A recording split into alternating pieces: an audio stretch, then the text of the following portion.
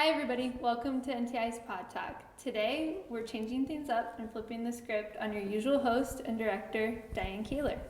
We're going to interview her instead of her having guests on. For those of you who are watching, we're actually in the classroom in Nourish House, so in our beautiful, great environment here. My name's Amber Frazier. I'm one of the student advisors here. I am Amber Williams. I am also an academic advisor and a part of the admissions team as well. And my name is Karen Hardy, and I work on the administration team. Great. I'll start us off with questions. So we always ask our new students in their initial advising appointments how they came to find NTI and how they came to holistic nutrition. So I'm sure everybody's dying to know, how did you come to this lifestyle? Yes. So I have a little bit of a long story, and I will try not to make it too long, but I came to it, I think, the way many women, mothers do, and that is that my son had health problems when he was very young, shortly after birth, and I started investigating.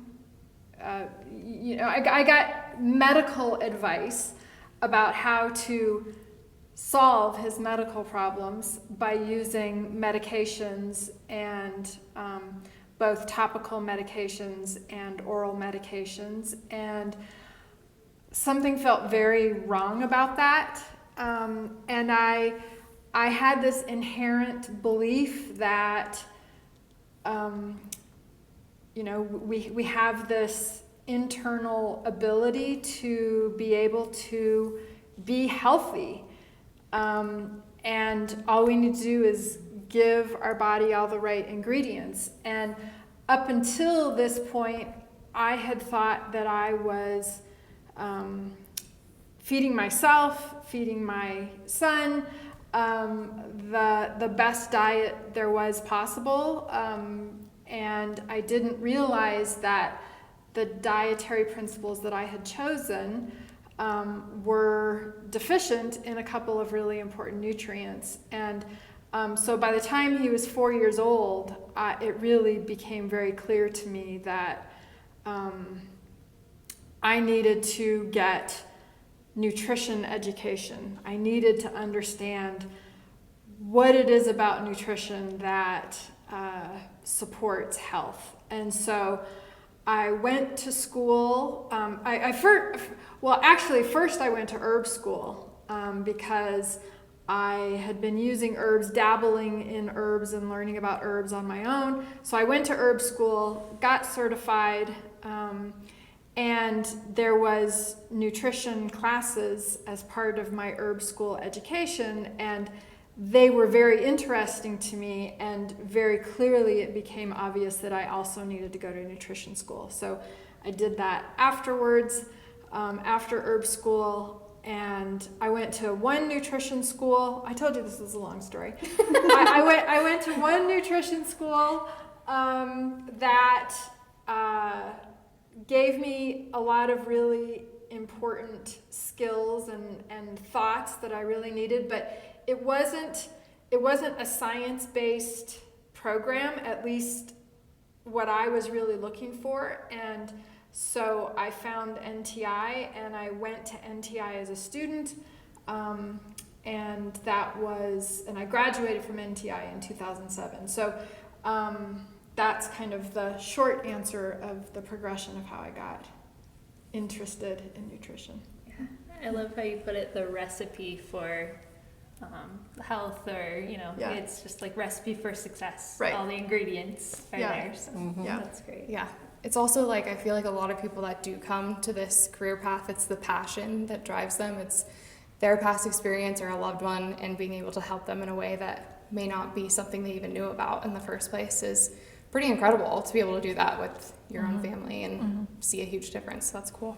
Yeah. Learning about nutrition is really empowering. Totally. Because it's something you have Absolutely. control over. It's like one of the biggest influences on your health that you have control over. Absolutely. And that was what was really drawing me into wanting to learn more and continue to learn more. Yeah, that's awesome. So what made you decide to purchase NTI back in 2019?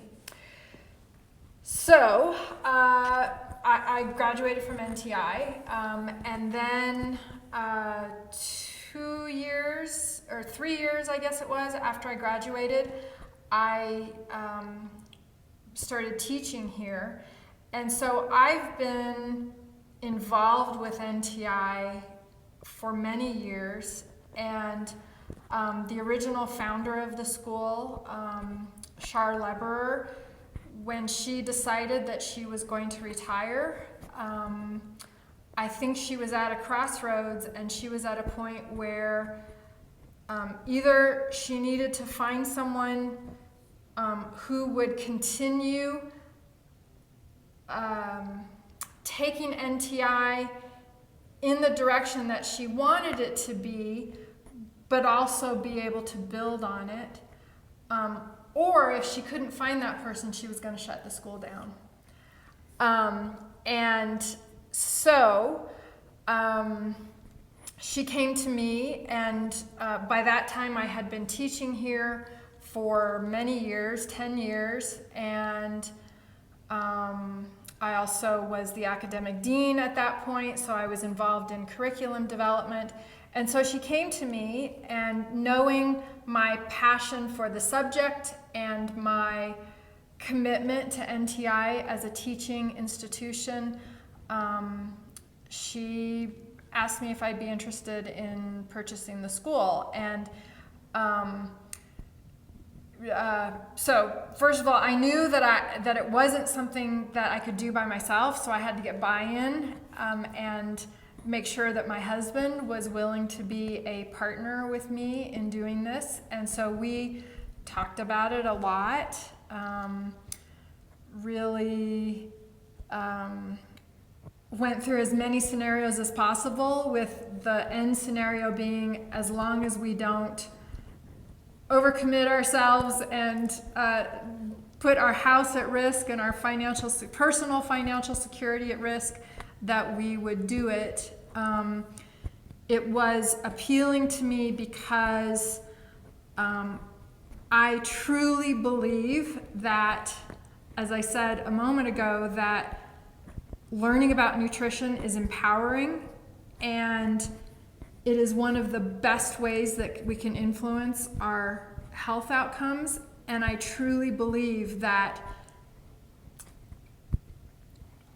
people need to understand it from a much deeper and comprehensive standpoint than what you just get by sort of reading magazines and, even listening to podcasts and that kind of stuff. So I am committed to continuing the efforts of the school to provide a really comprehensive education, and that's what I have passion for. And my husband and I decided that this was something that we could do together, and so we made the decision to do it.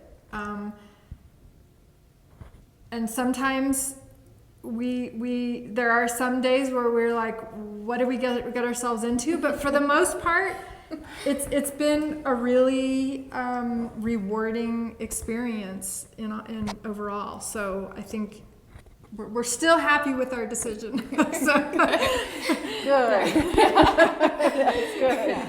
We're also thankful that you guys did do that, because I know that NTI had a huge impact on all of our lives, and I know a lot of students we went to school with say the same thing. So carrying that on and working for you guys has been really awesome for all of us. So we're happy that you did it and took the chance. Yeah, absolutely. Yeah, and you're still happy. Yeah. So it sounds like, you've been teaching at NTI for about 12 years, approximately. Yeah, with the 2 something years like of that, yeah. ownership and teaching. And so, and you also developed the curriculum. Mm-hmm. Is there a course that you like to teach in particular? Well, what I was hired to teach when I initially was hired was the nutrients, the building blocks course. NBB, as we call it. And that is the course that I continue to teach to this day.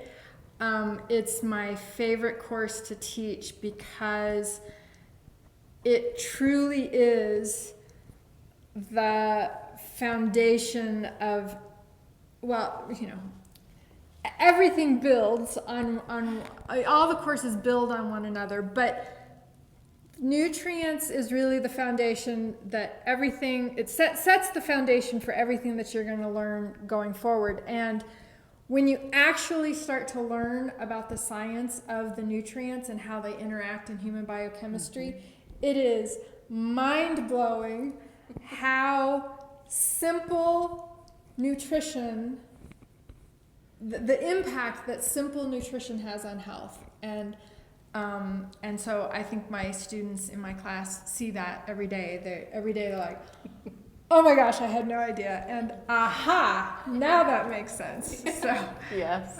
So that's I guess that would be my favorite. Very nice. I always tell new students that nutrients is where the real fun begins. In the Yeah. morning. So I'm glad I was hitting the right. mark there. Yeah. Third class in. Right. Well, knowing that you love teaching about all the biochemical pathways and everything like that, is there any specific research you're following right now? And if so, what and who and? Yeah. So, I try to learn every day. One thing I want students to know is that the day you leave here, you will have learned a lot, but it's not everything that you're ever going to need to know for the rest of your career or the rest of your life to improve your own health. So I continue to learn every day, and people that I really respect and value the knowledge that I get from them are like some of my favorites. Ben Bickman, Dr. Ben Bickman. He does original research. He has a lab at BYU, and he does original research in, his focus is in insulin resistance and, insulin, the chemistry of insulin. And so I really like anything he writes, or anytime he's on a podcast, I'm listening to it, I'm reading it. I look to his research papers if I can find open access that he has actually created research on. I read those. So I really like Ben Bickman.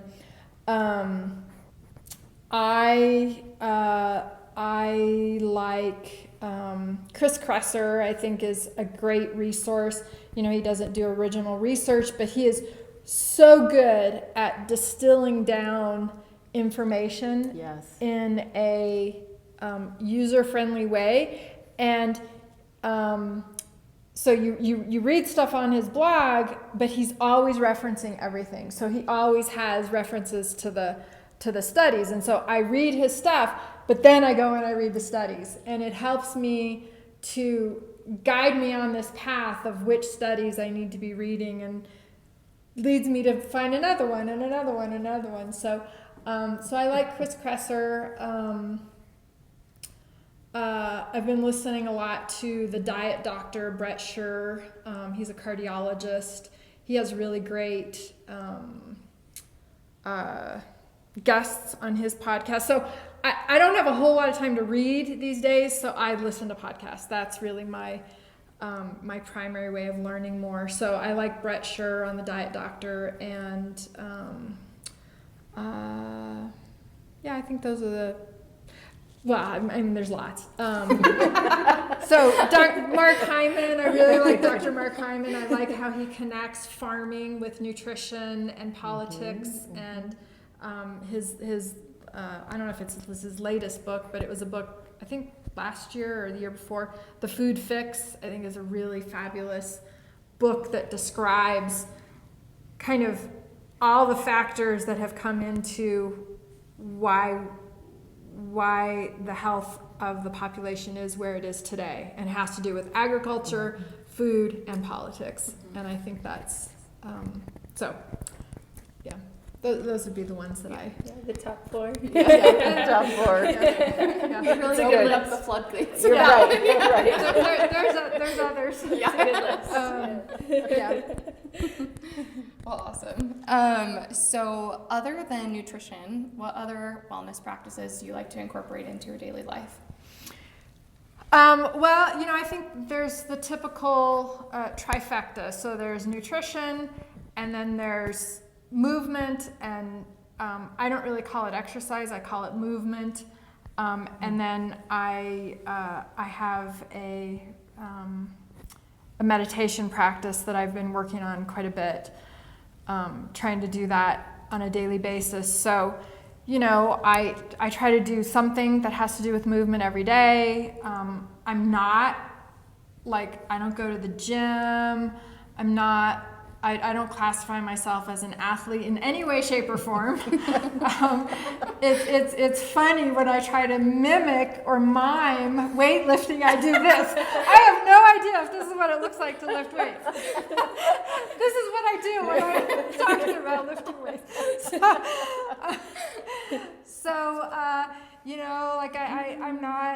I don't have a really organized system. I walk, I do yoga, I do a movement practice.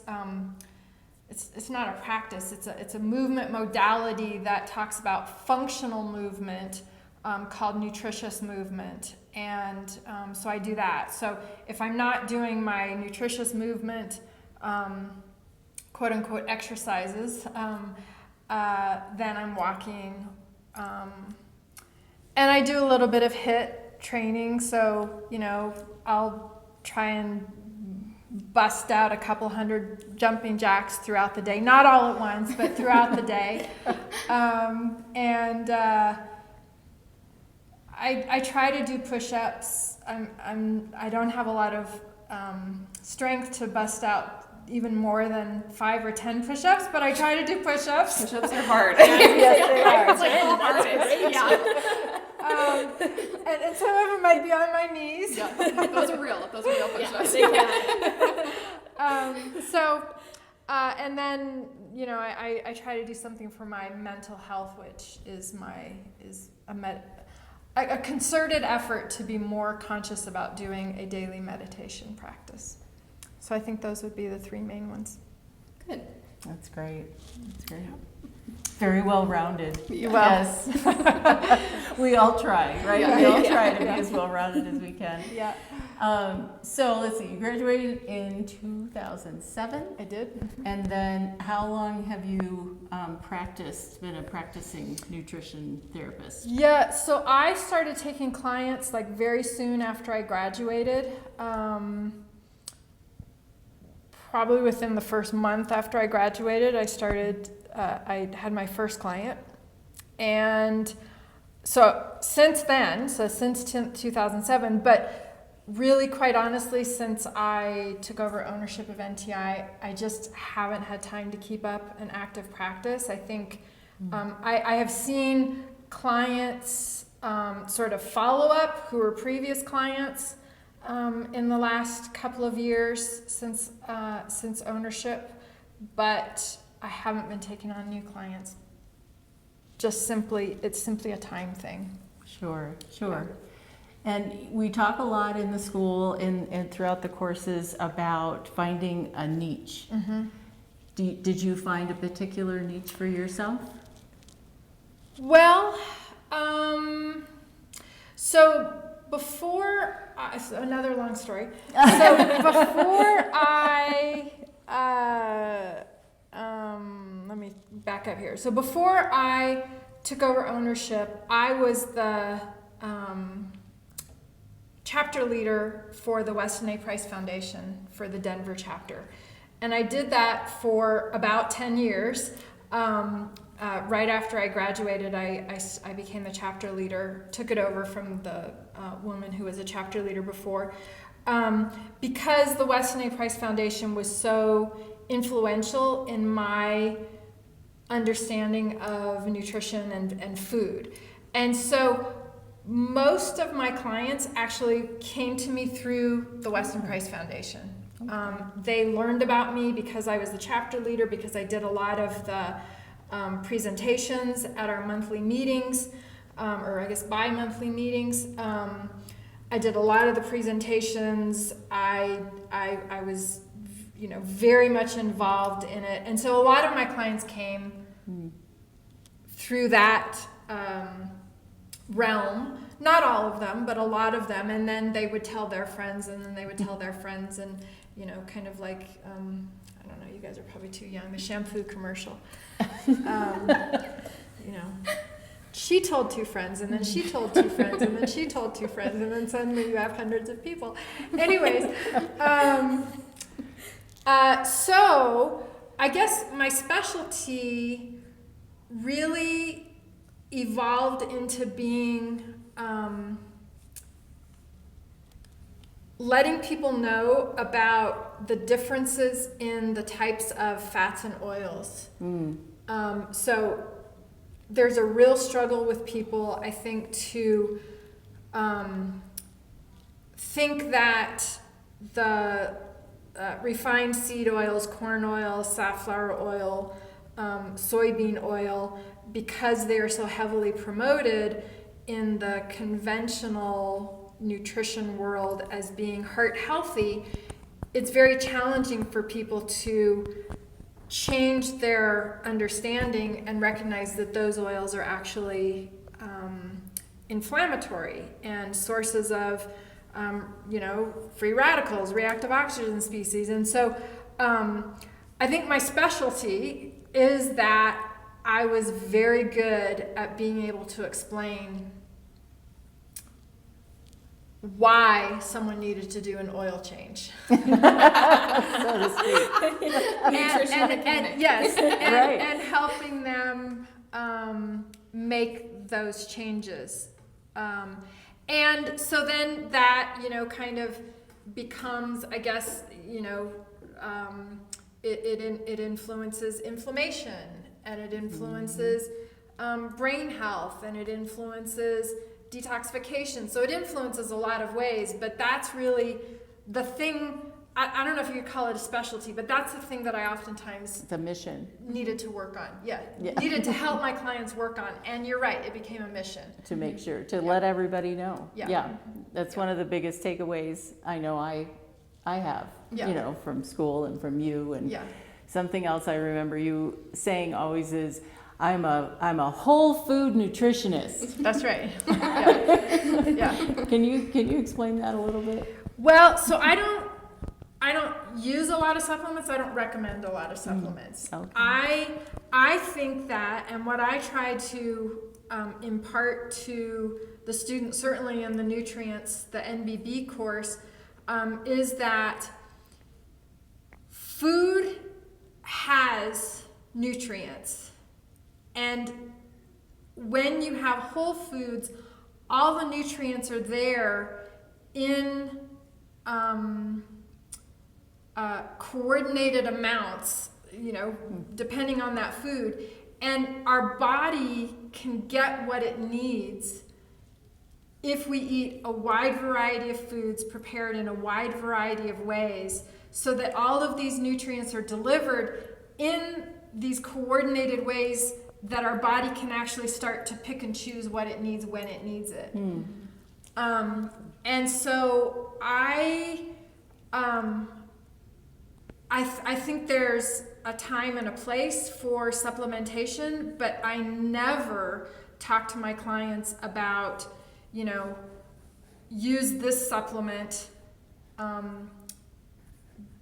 because your symptom picture has a pattern of a potential deficiency of a certain nutrient. I would never tell the client the very first thing, I'm suggesting that you take this supplement.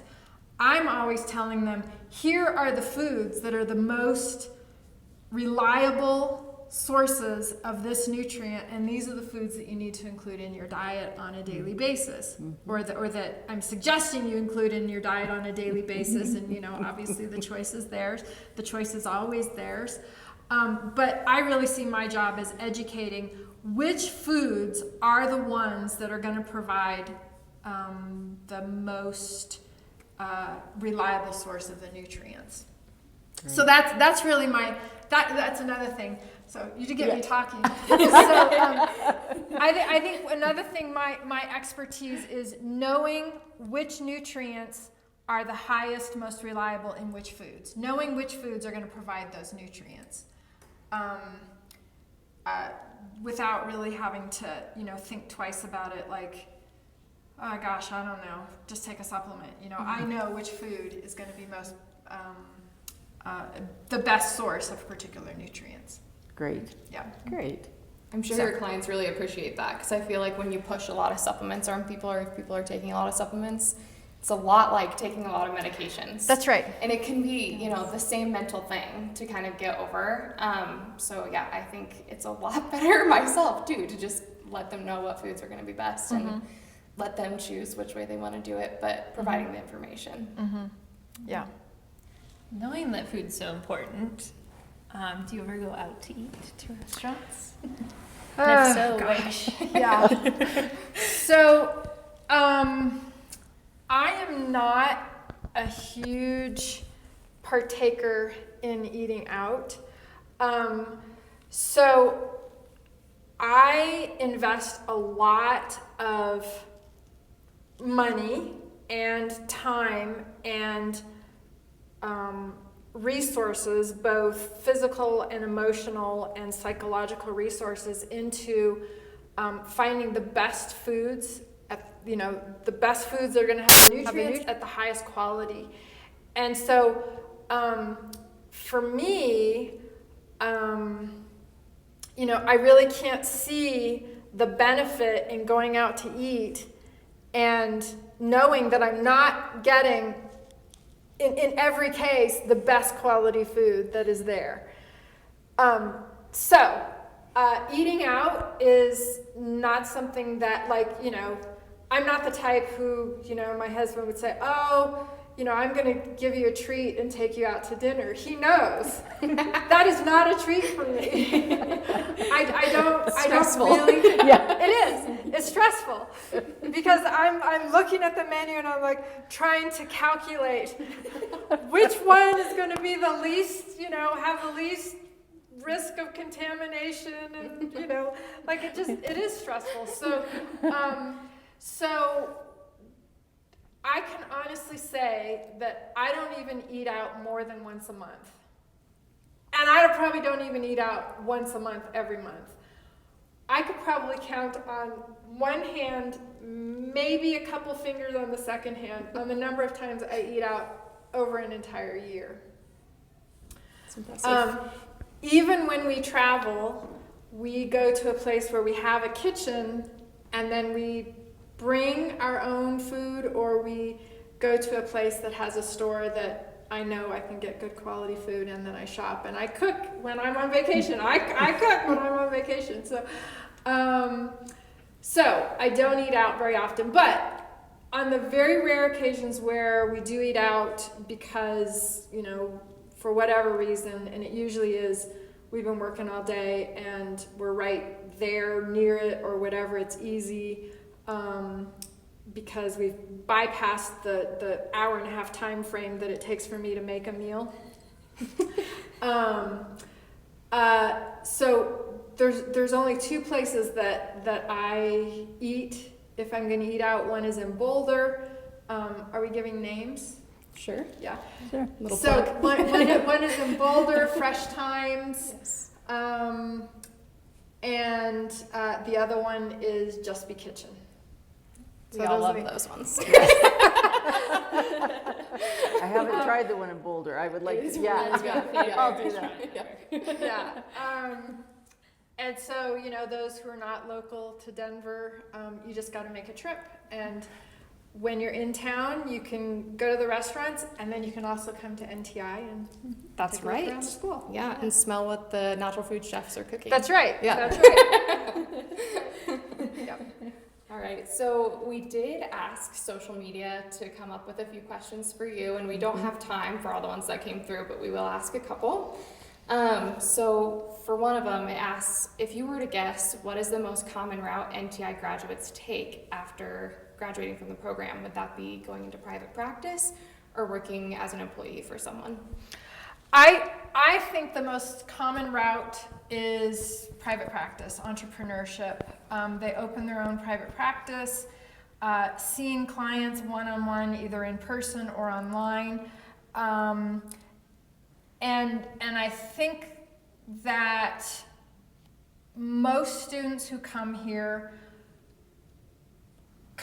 with the goal of wanting to make an impact and wanting to make a difference in someone else's life.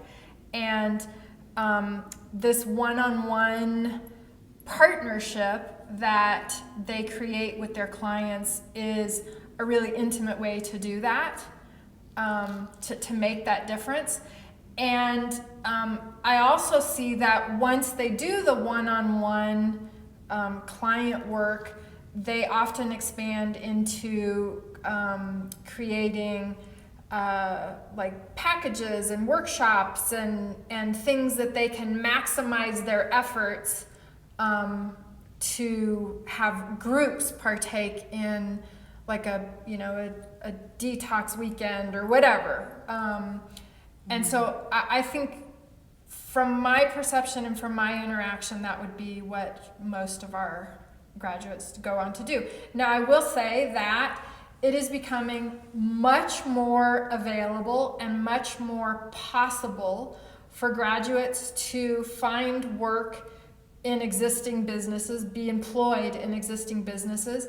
And we have had great success with companies and practitioners, medical practitioners, oftentimes reaching out to us saying, we've heard good things about your graduates.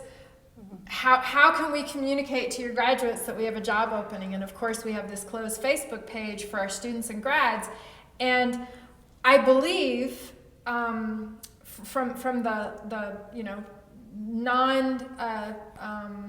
statistical method that I've been using to keep track of this, I believe that every time someone has reached out to us with a job opening, it has been filled with one of our students or grads.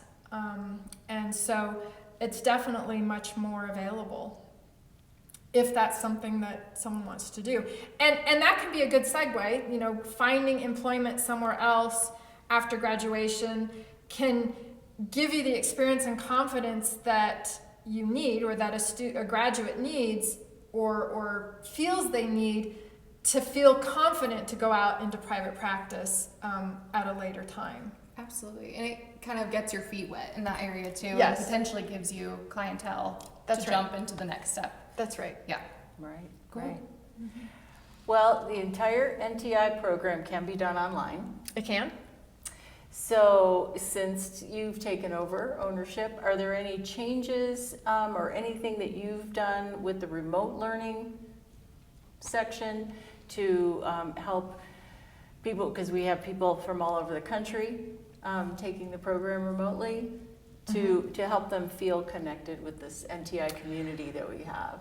Yeah, so something that was really important to me after I took over ownership was to have a dedicated setting that could, as much as possible, mimic a classroom experience for our online students. And so what NTI used to have for our group start online students, which are students who are partaking in the curriculum as part of a cohort, that used to be a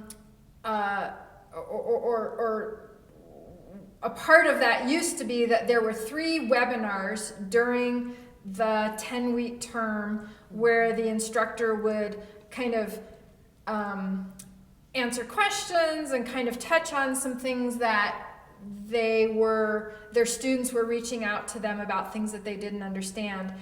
And I just really didn't feel like that was enough.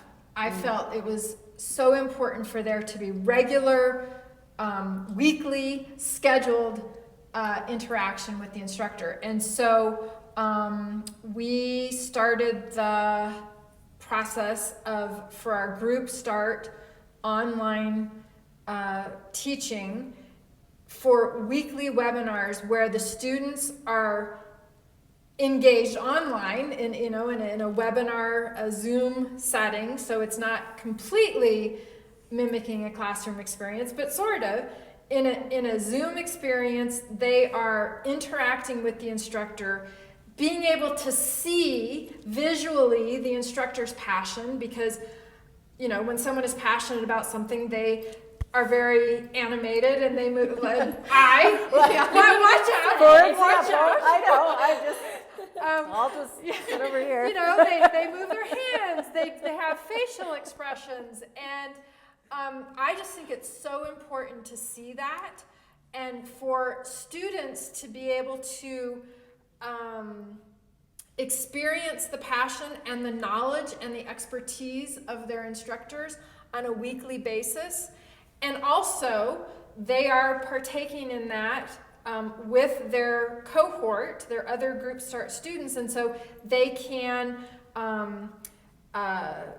ask questions, and there can be conversation amongst the classmates on the webinar on a weekly basis.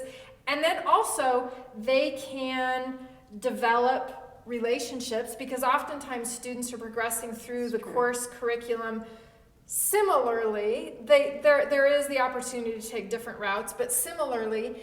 And so, hey, what's your next course? So I'm taking such and such. Well, so am I. And so they develop a friendship, at least a classmateship, and they have someone that they can bounce questions and ideas off of. So that was really important to me. Soon after we took over ownership. You did that. Yeah. Okay, great. Yep. I wish that was around when I was going through school. Yes. Because, that didn't exist prior to 2019. So it would have been a really great thing to have. I think it's beneficial for all of our community and students. For sure. Yeah. All right. So now is our lightning round. So we know you like to expand on things, and you can do that a little bit. I will try not to. I know. You thought this was going to be a half-hour thing. Seriously. Think like 250 characters or less. Like short, shareable, like It's your letter of intent. Yeah, exactly. So there's fairly simple questions, but feel free to expand a little bit. But we're going to try to fire them off at you. And for everybody listening or watching, Dianne has not prepared for this, and so she doesn't know what's coming. So yeah. All right. So what's your favorite food? My favorite food. So something that I include every day is liver. And I don't do it because I absolutely love the taste. Liver does not taste like chocolate. But I know the nutrient density of liver, and that's my multivitamin on a daily basis. Nice. That's a good one. Absolutely.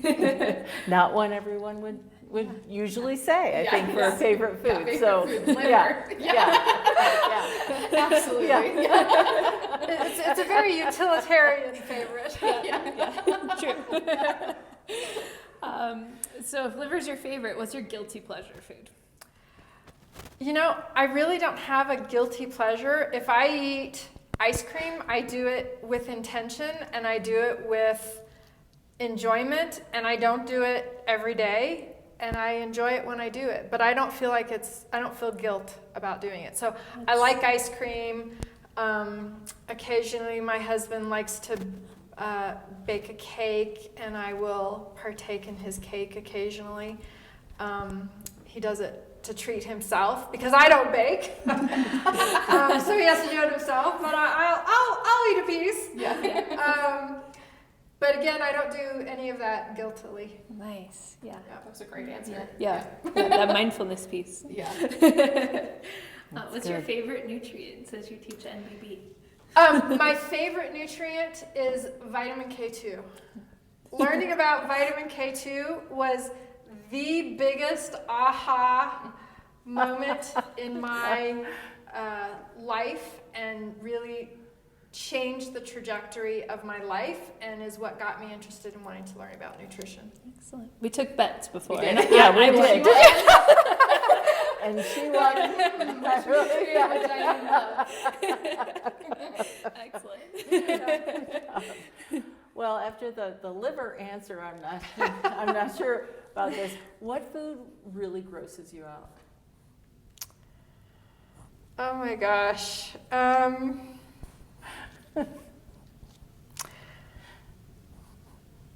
I don't know. Like, I have never eaten raw oysters. I've eaten canned oysters. I've never eaten raw oysters. I feel like the texture of raw oysters would Okay, kind of gets my mouth. yeah, but I can eat canned oysters, so I don't know if the texture is the same. I've heard the texture is kind of slimy and rubbery, and boogery, and you don't actually chew it. You just kind of swallow it. Yeah. No enjoyment there. So that, but I can't think of anything that grosses me out. So I guess I'll have to say that. Okay. What is your favorite author or book? Gosh, nutrition book? Anything. Any book. Oh my gosh. Well, I really do like Ben Bickman's Why We Get Sick, and that's a major reference for me. Other books, I don't know. I'm gonna stick with that one. Okay. All right. Stay on brand. Yeah. Right. And the final lightning round question is, what brings you joy, Dianne?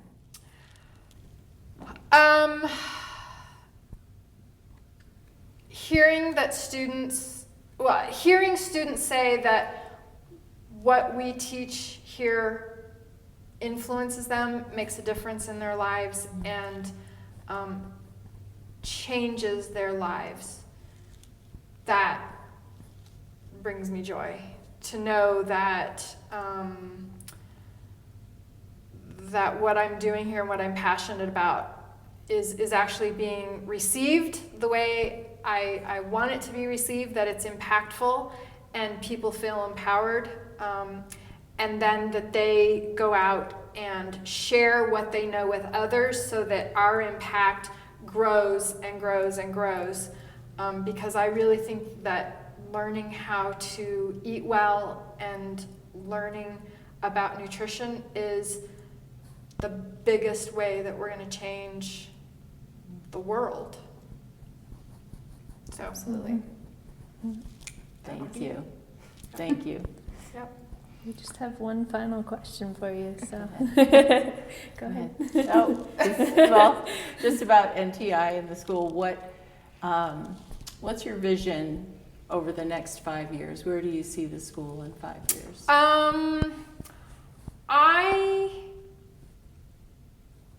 I have some thoughts that I haven't really fleshed out yet, so I don't know that I can verbalize some of them, but I just want to increase the number and the ways of things that we can teach.